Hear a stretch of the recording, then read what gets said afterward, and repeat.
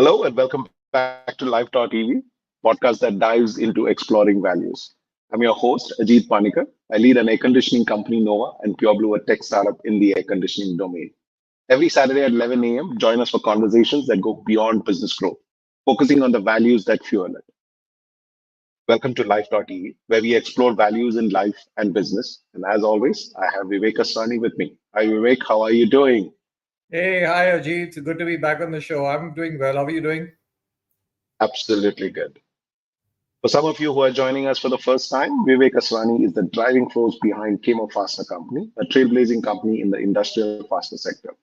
What sets Vivek apart is his deep engagement with the exploration of values. It's now been for 4 years he has dedicatedly penned his reflections on this topic every year. These insightful thoughts are accessible on his website, vivekasrani.com. Vivek has also authored the book One Day at a Time, Reflections from Times of Silence, which further delves into his journey and insights. This thought provoking read is available on Amazon and also on his website, offering readers a chance to engage with his profound understanding of values and their role in both personal and professional lives. Well, in today's episode of Life.ev, we are delving into managing the mind. Vivek, let's hear your reflections on this. Ajit, I think this is one of the toughest things in life to do, right? Managing the mind. Because from experience, all of us know that the mind can be our best friend and can be our worst enemy. The funny thing is that we can even sometimes see things going wrong. We can see anger rising and we get angry. We can see a temptation and give in to doing something or eating something which we know we shouldn't. We know the right thing to do would be to wake up at that particular hour or to exercise every day, and yet we can see ourselves not doing it. So I think managing the mind is really managing our lives. So it's important, I think, for us to first understand the nature of the mind if we have to even think about how to manage it. Issue is that by nature, the mind is uh, lazy and loves inertia, loves to get distracted, loves to do things that are enjoyable rather than what we ought to be doing. The mind loves to take us away from our focus, and the mind hates to be disciplined, which is why it becomes sometimes very difficult to be consistent, even though we know intellectually what we should be doing. It's not that easy. And people who've really done well for themselves in life have this one quality and trait in them that they have a certain mindset, as we call it, a willpower, and a sense of consistency. So, if all this is true, then how does one, navigate this? So, when we say that we can see ourselves not doing certain things and the mind not behaving itself, the first realization then is that I am not my mind. My mind is my equipment. At the moment, most of us, and me included, we identify so deeply with the mind that when anger rises, I get angry. Over a period of time, when we start observing the mind, then we stand a better chance in managing the mind. Second is when we see that there is a particular thought or an emotion that is rising, if we allow it to take root, then it's like swimming in a sea with a strong current. Until the current doesn't go away, you have no chance, right? It'll kind of take you with it. It's the same with the mind. Sometimes we allow ourselves to entertain certain thoughts, thinking that, okay, it's my mind, it's my thought, what's the big deal? I'll play around with it for a while and then it'll go away. I can do what I want with it. We don't realize that it sometimes takes root and then it has its own energy, because end of the day the mind is nothing but a flow of thoughts. So the second thing to do while understanding to manage the mind is to understand that this flow of thought we have to be very careful about. When we do see thoughts surfacing which we don't want to either engage in or we know are not good for us, we have to first introspect. It's a four stage process. First is introspect, means you have to be aware of what's going on in your mind. Second is detect what thought is surfacing. Fourth is negate, because if we find that that's a thought we don't want to engage with, negate it. And the fourth step is substitute. You can't just negate a thought, right? So if let's say you and I've had a bad history and I'm really angry when I see you or when I meet you, now that anger is rising. So I can't say, okay, I've introspected, I can detect it, now I'm negating it. But negate and do what? Because the mind cannot work in a vacuum. So we have to substitute it. So I have to obviously give the mind a alternate agenda. And which brings me to the next point, Ajit, that if we give our minds two things, one is an inspiring purpose to always be inspired and work towards, then we are channelizing this energy and thought flow in a positive way. And the second thing is if we start giving ourselves certain consequences when we do things we know we shouldn't, which means we're allowing our mind to uh, carry us away from what we ought to be doing. And we say, okay, if I, for example, if we say that I don't uh, exercise today, then I will deprive myself of certain things, right? It's a bit of a mind game you play, but then the mind is getting deprived of an enjoyment that it enjoys. And then it says, hey, if I don't wake up in the morning and exercise, then, I'm not going to get this. So uh, we have to give it, A, the inspiration, and second is the consequence. The issue is that managing the mind is an ongoing process, Ajit. It's work in progress. I don't think we can ever reach a point where we say that we're done. We will make mistakes. We will fall. And I think the last thing we need to do is feel the guilt or the anger or the regret. But it doesn't mean that we don't feel the responsibility of it. And it doesn't mean that we don't learn from it. We will fall. And we've shared this in the past as well, that things will go wrong. We will fall. But how we fall is where the pivot for us lies. And there are three ways to fall. You can either fall like a lump of clay or a pot of clay and we fall and we get shattered, or we fall like an iron ball where we don't break but we break everything around us. We fall with so much of anger and negativity, or we fall like a rubber ball, that the harder we fall, the higher we spring back. So the way we fall, Ajit, is nothing but the way we manage our minds when things go wrong. Are we getting shattered? Are we falling with anger and negativity? Or are we falling with resilience and bouncing back? And, you know, the last thing I would say in terms of managing the mind, uh, great master had said that let your mind be where your hands are, which really means the training to bring your mind and to center ourselves to the here and now, because that's the best chance we have of managing the mind. Because the mind loves running into the past, loves running into the future, regrets of the past, anxiety of the future. So if we can bring our minds to where our hands are, so like for example, at this point of time, the most important thing for you and me is this conversation. But the moment this is over, I go back to what I'm doing, you go back to what you're doing. We can't carry this with us all the time, right? So I mean, these were some of the thoughts that I had, which I had penned down in my reflection. And like I said, it's work in progress. Amazing. So you spoke about the mindset, and I want to talk to you, about when you're building and scaling a business, how important is that entrepreneurial mindset? Has this impacted your journey? Absolutely. I think it's for all of us, it's very critical. So, there are two dimensions to our life, the intellectual and the emotional. The intellectual dimension is the goals we set, the plans we make, we think through certain things. That's the logical part. But pure logic is not going to carry us, because there are emotions which we also live with. If we are able to understand our emotions, if we are able to manage our emotions, but most importantly, if we are able to turn the color of our emotions, then we have a winning combination in a strong intellect and a strong mind. And in business, Yeah. as an entrepreneur, Ajit, you know as well as I do that it's a challenge running a business, especially if you're an MSME. It's not easy. It's a great experience.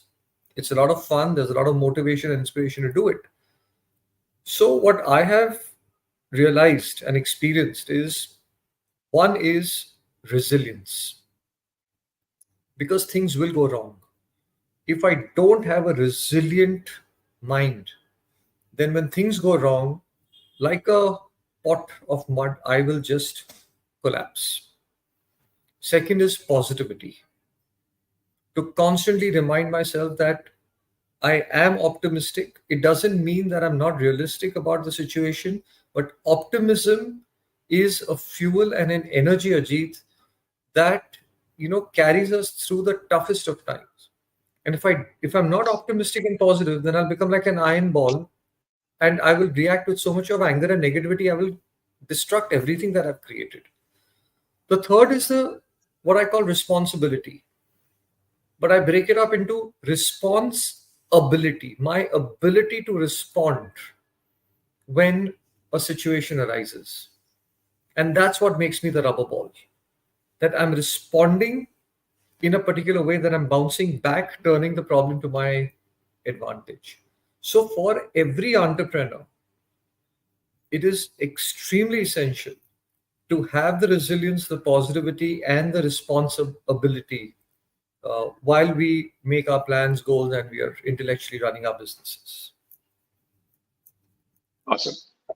For again coming to an entrepreneurial setup, they say the growth mindset and the state of always learning is also about managing your mind.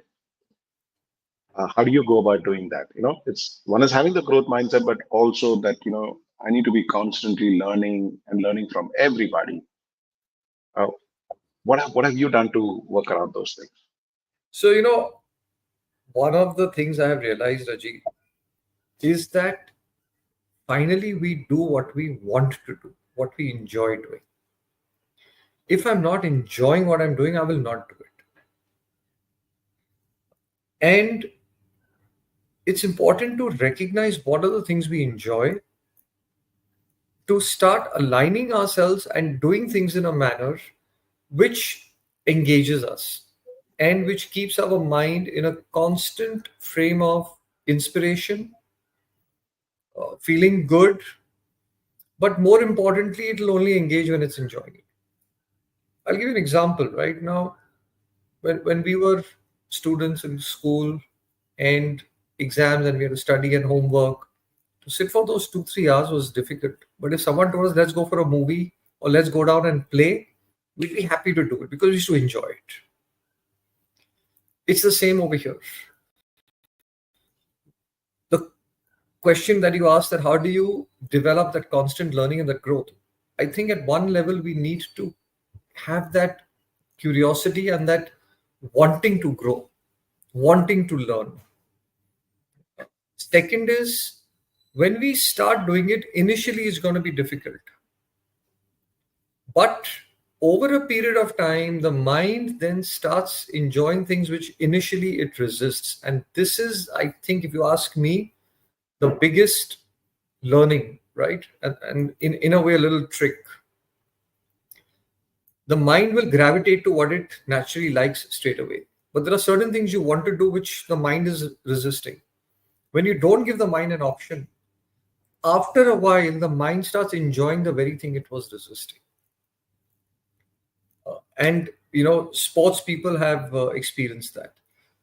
Also, when there is a slightly deeper understanding that at the end of this, that in and through my business, in and through whatever else I'm doing, what is the purpose? And there are two outcomes of everything we do, Ajit.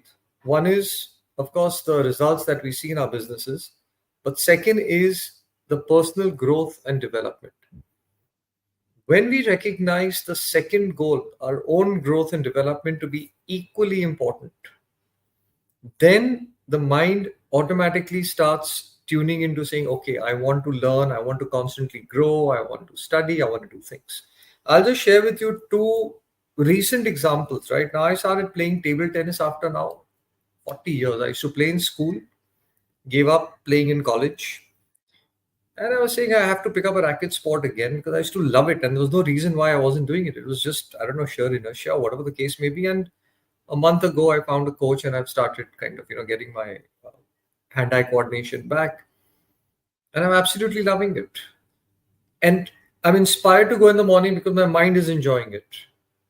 But it also came from the basic thinking that, hey, I want to constantly grow and I constantly want to learn. It's the same. I started taking chess classes. I used to enjoy playing the game. My game has stagnated. I wanted to take it to the next level. So when we live with that inner feeling, I guess the mind will cooperate. The other thing also that comes across is, Vic, what I've also learned is, volunteering. Sometimes when you volunteer for certain causes, people think that, oh, okay, I want to do something good. That's why I want to volunteer. That's probably not always the case. And I can say that for myself, that sometimes I just do it because I feel that there's going to be a learning in that whole process for me. It, I just want to contribute. That contribution or that forum might just not make any sense to me in terms of person or in terms of business, but just being there gives you a different perspective of things. You meet different kinds of people. That sets your growth mindset. That sets your mind to a position of learning. And I can vouch for it. I continue to do this, whether it's my trade or outside my trade, and it just makes sense. And this also brings me to the next question, how important it is to manage your mind and to build all these things, the growth mindset, for an entrepreneur to build a community around it. How is it really important that you should have the support network and it should be carefully built that will help you manage your mind and your emotions which come along with it? See, end of the day, external factors definitely make a big difference and play a huge role. But managing our own mind is a journey which we walk and we take by ourselves, Ajit. At best, when you and I are interacting, we may learn from each other, we may inspire each other, we may feel good in each other's company. For that point of time, we may be in a particular frame of mind. But when we walk away, I have to manage my mind, you have to manage your mind. So that is the one thing, and the only way to do it. Okay, I mean, and let's take an example of the world's best tennis players, whether it be Djokovic, whether it be Federer, all these guys. What's the one thing they would do for the last 20 years of their life or 30 years, or how many other years? Play every day, right? Practice every day. It wasn't a part-time pastime. Similarly, managing a mind is not a part-time pastime. Every day we have to center ourselves in the morning when we wake up. Just remind ourselves of what's important. What's my goal in life? What's my goal of life? Every evening we have to have that discipline of 10 minutes to go through what happened during the day in our mind. Not only what happened, but what were my emotions attached to it.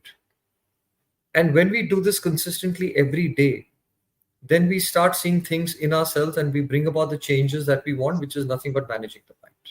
But if we are not consistent in doing that, and then we want to, say that I want to go and win the tournament, how will you win if you don't practice every day? And how will you manage your mind if you don't do this every day? Well, amazing. Well, that's all the time we have for today. So join the dialogue on our social media platforms. Share your questions, your learnings, and the insights you've gained from this episode. It's always those three. It is always through these shared experiences and perspectives that we all grow and learn. So don't hesitate to reach out and contribute to this ongoing conversation. Your voice matters in shaping a more ethically driven business world. Well, that's it for today. Join us again next week for another enriching episode on Life.ev, where we continue our exploration into the fascinating world of exploring values in our lives. Vivek, thank you so much. As usual, every week, this is our 44th episode. So 44 weeks in a row, we've been doing this. That's amazing. And all So, thanks to you, Ajit. All thanks to you. well, thank you very much, Vivek, and I'll see you next Saturday at 11 a.m. Thanks a lot. See you guys. Take care. Bye bye. Bye.